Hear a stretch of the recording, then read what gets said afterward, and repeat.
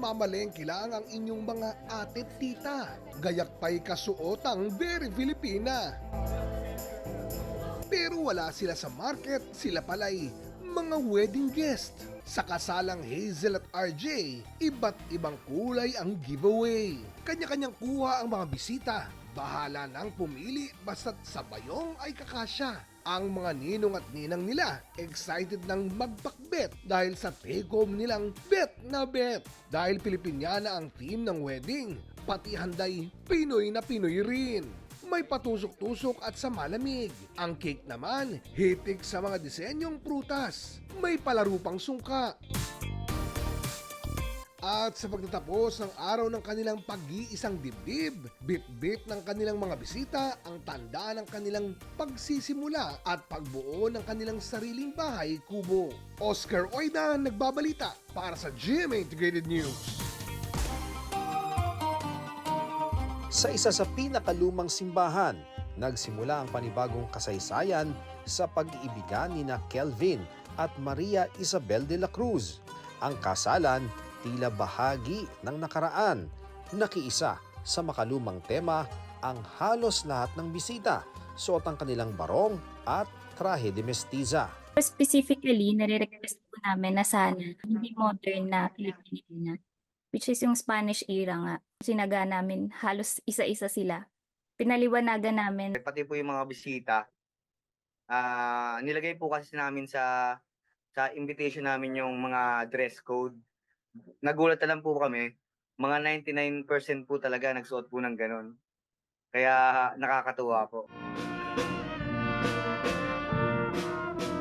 Sa paglabas ng bagong kasal sa simbahan, lulan sila ng kalesa at pumarada sa paligid ng makasaysayang Intramuros. Hindi biro ang paghahanda ng mag-asawa, lalo na sa mga gamit na mahirap nang matagpuan.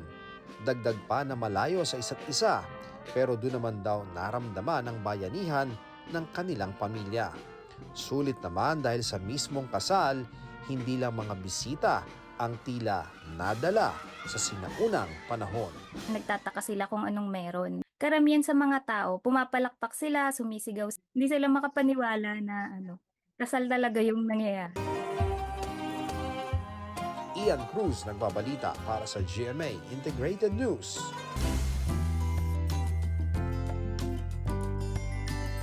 Sa wedding vow ang pangako, pipiliin ka sa araw-araw.